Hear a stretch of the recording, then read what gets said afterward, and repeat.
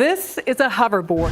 They're called hoverboards. Hoverboards are one of the hottest gifts this holiday season, but recent reports of some of them exploding have customers asking, are they safe? So, self-balancing scooters, sometimes called hoverboards. Ever since celebrities like Justin Bieber and Kendall Jenner began posting videos of themselves slaloming on hoverboards, they've been flying off the shelves.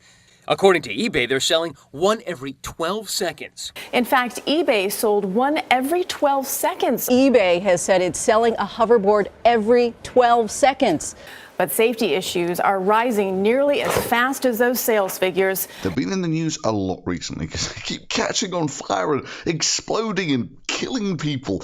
If you are a mobile individual who is relying on these popular hoverboards, well, there are some consequences for you. It turns out that some of these hoverboards are faulty and could increase the risk of the device overheating, exploding, or catching fire. According to the National Fire Marshals Organization, hoverboard explosions are not unique. It is a boom. Wednesday, a similar situation, this time inside a mall in Washington state. Witnesses say they heard an explosion and saw the board catch on fire. What is going on, dude? Across the country, we're hearing more and more stories about hoverboards catching on fire, some even exploding after bringing them home. And so bad is the threat that Amazon's pulled them off the shelves and they're being banned from streets and sidewalks in the United Kingdom, with California and New York City not far behind. In New York City, it's illegal to ride them on the sidewalks and the streets.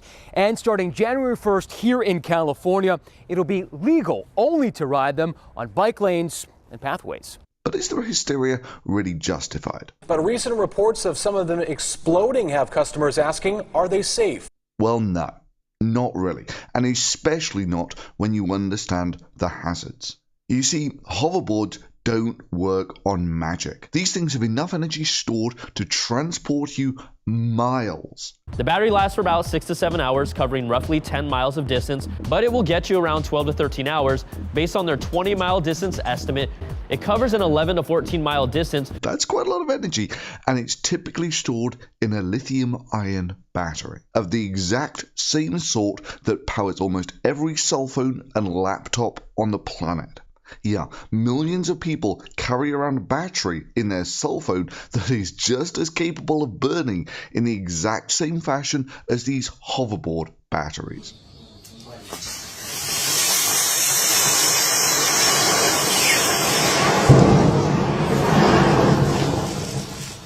You see, lithium-ion batteries have a significant disadvantage over the good old-fashioned lead sulfuric acid batteries in that neither sulfuric acid or lead burns.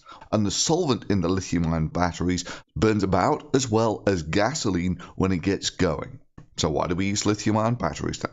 Well, first of all, they're light for how much energy they contain. And of course, they don't contain sulfuric acid or lead. Now, the batteries that you have in your phone or almost any device that charges on the 5 volts from a USB cable will use a single-cell lithium-ion battery, which typically delivers about 3.5 volts, and string about 3 of those together and you get a 12-volt battery, which are the typical ones I used to use to fly my remote-controlled planes. And hell yeah, they can deliver some current. About 40 amps, which is enough to jumpstart a small car. Okay, this is the deal. I've got a car with a flat battery, and I'm going to try and jumpstart it with this, which is a model plain battery. It's a 3-cell lithium-ion polymer battery, which means these things produce about 12 to 13 volts, but they can take monstrous currents. Sporting of him, but unfortunately, he also left the door open, which means that a couple of days later, I have a flat battery. Right, and now, let's connect our battery up. And very shortly, while your batteries are back to front, otherwise they will, sort of burst into flame. But okay, baby, make me proud. And string about 6 of those together and you get a 19-volt or so cell, which is typically used to power most laptops. The second cell vents violently.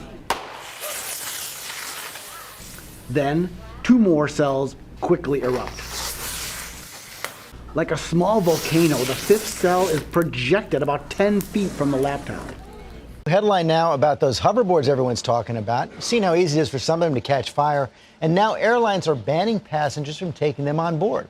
Big names such as American, United, JetBlue, and Delta are all banning the two-wheeled machine, making sure an incident like this doesn't happen up in the sky. Like a small volcano, the 5th cell is projected about 10 feet from the laptop. The FAA putting on this test, showing the potential dangers of lithium batteries in a shipping container, a chain reaction explosion and fire. And these self-balancing scooters have about 10 cells strung together. However, lithium-ion batteries are always a little twitchy when it comes to recharging. That is, if you drain them completely, then they're dead for good. Which is why most commercial devices have a low-voltage cutoff circuit that prevents that from happening. And if you overcharge them, then they tend to get damaged. And that damage might either cause them to self-discharge. And remember, these batteries contain a lot of energy, which can then result in them catching fire. Which is, again, why these chargers have voltage control on them to stop that from happening. So, the bottom line is, most of these things that catch fire are basically overcharging the battery, presumably due to a faulty cutoff in the charger or a poorly made battery. And then, of course, they self-discharge and catch fire. To the board itself allegedly exploding in flames. A fire that burned this house allegedly started after the owner plugged in their days-old device purchased online. So yeah, I wouldn't charge one of these things in my home, but then again, I have a fairly decent respect for high current, high capacity lithium-ion polymer batteries because of the experience I gained when flying planes, and that when we charged those batteries, which they're well known for the potential fire hazard, it's done in a fireproof bag. So yeah, when they talk about these devices exploding, this is the sort of thing that they're talking about. Then 2 more cells quickly erupt. And sure, this can happen to any damaged or poorly made lithium-ion battery. As for these hoverboards being banned in the United Kingdom, increase the risk of the device overheating, exploding, or catching fire. In fact, nearly 90% of all hoverboards in the UK have been recalled because of this issue. Well, actually, most of that was simply because they didn't have fused plugs or something, which is a legal requirement in the UK. And as far as I know, replace the plug on all of those devices and they would probably be perfectly fine.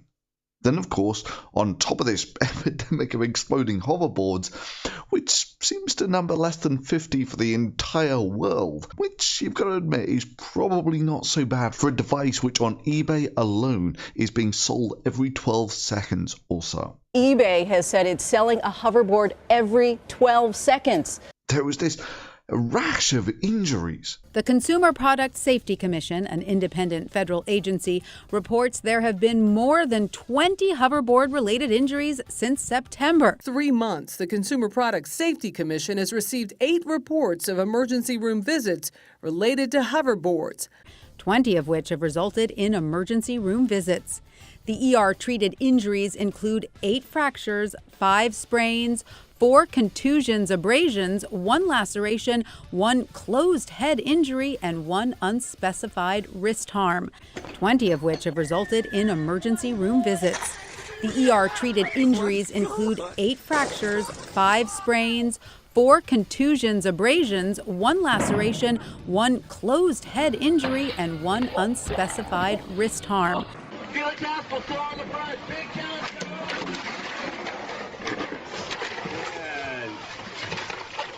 Everybody's down. Are you kidding me? Like 10 injuries in the last few months. Just watch a bike wipeout video sometime. It's just pathetic. You look at it. And if these people were to invent a bicycle these days, they would ban it for exactly the same reasons that they're trying to ban these hoverboards.